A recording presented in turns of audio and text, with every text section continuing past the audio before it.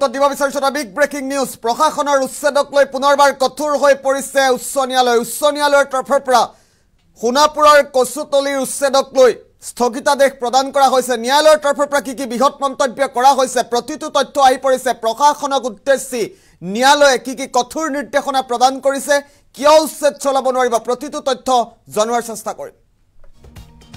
এটা big breaking news এই মুহূৰ্তত প্ৰশাসনৰ উচ্ছেদক লৈ কঠোৰ হৈ পৰিছে ন্যায়ালয় সোণাপুৰৰ কচুতলিত প্ৰশাসনে চলাব নোৱাৰিব উচ্ছেদ অভিযান এটা ডাঙৰ খবৰ এই মুহূৰ্তত ৰাজ্যবাসীৰ বাবে ন্যায়ালয়ৰ নিৰ্দেশনাক প্ৰশাসনে অমান্য কৰাৰ অভিযোগ উত্থাপন হৈছিল আৰু 29 জানুৱাৰী পৰ্যন্ত কচুতলিত প্ৰশাসনে উচ্ছেদ চলাব নোৱাৰিব এটা ডাঙৰ খবৰ এই মুহূৰ্তত 29 জানুৱাৰীৰ ভিতৰত শপতনামা দাখিলৰ নিৰ্দেশ দিছে ন্যায়ালয়ে বিগ ব্ৰেকিং নিউজ এই মুহূৰ্তত গুৱাহাটী উচ্চ ন্যায়ালয়ৰ পৰা উচ্ছেদ সন্দৰ্ভত জাৰি কৰা হৈছে স্থগিতাদেশ গুৱাহাটী উচ্চ ন্যায়ালয়ে স্থগিতাদেশ জাৰি কৰিছে আইনৰ বিৰুদ্ধে গৈ প্ৰশাসনে উচ্ছেদিতক দিছিল উচ্ছেদৰ জাননী আৰু সেই বিষয়ক লৈ কঠোৰ হৈ পৰিছে গুৱাহাটী উচ্চ ন্যায়ালয় প্ৰশাসনৰ নিৰ্দেশনাৰ বিৰুদ্ধে উচ্চ ন্যায়ালয়ৰ দ্বাৰস্থ হৈছিল উচ্ছেদিত জনতা আৰু তাৰ পাছতে আজি গুৱাহাটী উচ্চ ন্যায়ালয়ে জাননী জাৰি কৰিছে 15 দিনৰ ভিতৰত উচ্ছেদিতক কচুতলি ত্যাগ কৰিবলৈ প্ৰশাসনে সময়সীমা বান্ধি দিছিল আৰু প্ৰশাসনৰ উচ্ছেদক লৈ এবাৰ কঠোৰ হৈ পৰিছে গুৱাহাটী উচ্চ ন্যায়ালয় গুৱাহাটী হাইকোৰ্ট কঠোৰ হৈছে সোণাপুৰৰ কচুতলিত প্ৰশাসনে 29 জানুৱাৰী পৰ্যন্ত উচ্ছেদ চলাব নোৱাৰিব স্পষ্ট কথা ন্যায়ালয়ৰ নিৰ্দেশনাক প্ৰশাসনে অমান্য কৰাৰ অভিযোগ উত্থাপন হৈছিল 29 জানুৱাৰীলৈ কচুতলিত প্ৰশাসনে উচ্ছেদ চলাব নোৱাৰিব এটা ডাঙৰ খবৰ পুনৰবাৰ উল্লেখ কৰাৰ চেষ্টা কৰিছো প্ৰশাসনৰ উচ্ছেদক লৈ কঠোৰ হৈ পৰিছে গুৱাহাটী উচ্চ ন্যায়ালয় কচুতলিত যি উচ্ছেদ চলিছিল উচ্ছেদক লৈ গুৱাহাটী উচ্চ ন্যায়ালয়ৰ তৰফৰ পৰা কঠোৰ নিৰ্দেশনা প্ৰদান কৰা হৈছে সোণাপুৰৰ কচুতলিৰ উচ্ছেদক লৈ গুৱাহাটী উচ্চ ন্যায়ালয় কঠোৰ হৈছে প্ৰশাসনে উচ্ছেদ চলাব নোৱাৰিব কচুতলিত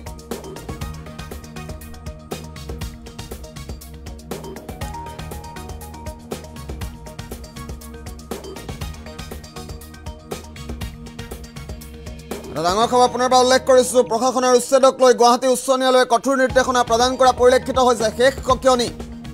29 জানুৱাৰী পৰ্যন্ত গুৱাহাটী উচ্চ ন্যায়ালয়ে ৰায় প্ৰদান কৰিছে 29 জানুৱাৰীলৈকে প্ৰশাসনে উচ্ছেদ চলাব নোৱাৰিব কচুতলিত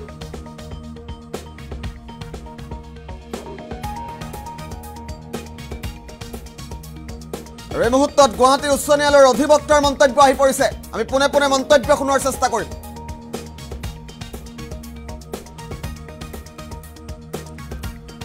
যে কচুতলি সোণাপুৰ আৰু যিখিনি আপোনাৰ উচ্ছেদ অভিযান ৰাজ্য চৰকাৰে আৰম্ভ কৰিছিলে যোৱা ছেপ্টেম্বৰ মাহৰ 9 তাৰিখে আৰু তেতিয়া আপোনাৰ বহু সংখ্যক আপোনাৰ তাতে যিখিনি এফেক্টেড মানুহ আছিলে তেওঁলোকে আহি পেলাই মহামান্য গুৱাহাটী উচ্চ ন্যায়ালয়ত আপোনাৰ কেইবাখনো লেখ আবেদন দাখিল কৰিছিলে আৰু এই লেখ আবেদনখনত মহামান্য গুৱাহাটী উচ্চ ন্যায়ালয়ে এটা নিৰ্দেশনা দিছিলে যে আবেদনকাৰীসকলক তেওঁলোকৰ যিমানখিনি land record and land documents তেওঁলোকৰ হাতত আছিলে এই লেণ্ড ৰেকৰ্ড আৰু লেণ্ড ডকুমেণ্টখিনি কনচাৰ্ণ ডেপুটি কমিশ্যনাৰ মানে কামৰূপ মেট্ৰ' ডিষ্ট্ৰিক্ট কালেক্টৰৰ তাত জমা দিব দিছিলে আৰু ডিষ্ট্ৰিক্ট কালেক্টৰে এই গোটেই তথ্যসমূহ চালি জাৰি চাই হিয়াৰিং লৈ প্ৰত্যেকজন মানুহৰ এগেইনষ্টে এখন স্পিকিং অৰ্ডাৰ পাছ কৰিব কৈছিলে যে তেওঁলোকে তাতে থাকিব পাৰিব নে নোৱাৰে আৰু যদি নোৱাৰে তেতিয়াহ'লে তেওঁলোকক আপোনাৰ এটা উপযুক্ত সময় দিব লাগিব যে আইনী সাহায্য ল'ব কাৰণে কিন্তু আশ্চৰ্যজনকভাৱে যোৱা 30 ডিচেম্বৰ 2024 তাৰিখে এখন নটিচ চাৰ্কুলেট কৰিছে আপোনাৰ কনচাৰ্ণ ডেপুটি কমিশ্যনাৰে যে আপোনাৰ মানে তেওঁলোকক 15 দিনৰ সময়সীমা বান্ধি দিছে যে 15 দিনৰ ভিতৰত তেওঁলোকক তাৰমানে সেই ঠাই খালী কৰাৰ কাৰণে নিৰ্দেশনা এটা জাৰি কৰিছিলে তে উপায়বিহীন হৈ পেলাই আকৌ আপোনাৰ আজি তেওঁলোকে মহামান্য গুৱাহাটী উচ্চ ন্যায়ালয়ৰ দ্বাৰস্থ হৈছে আৰু লেখ আবেদন এখন দাখিল কৰিছে যে এই যিখন নটিচ যোৱা 30/12/2024 তাৰিখে ইছ্যু কৰিছে কনচাৰ্ণ চাৰ্কুল অফিচাৰ আপোনাৰ সোণাপুৰ ৰেভিনিউ চাৰ্কুলে এই নটিচখন সম্পূৰ্ণৰূপে আইনৰ পৰিপন্থী হয় আৰু মহামান্য গুৱাহাটী উচ্চ ন্যায়ালয়ৰ যিটো নিৰ্দেশনা আছিলে সেই নিৰ্দেশনাটো আপোনাৰ সম্পূৰ্ণৰূপে ফ'ল' হোৱা নাই আৰু লগতে উচ্চতম ন্যায়ালয়ে যিহেতু স্থিতি অৱস্থা বাহাল ৰখাৰ এটা নিৰ্দেশনা দিছিলে এই গোটেই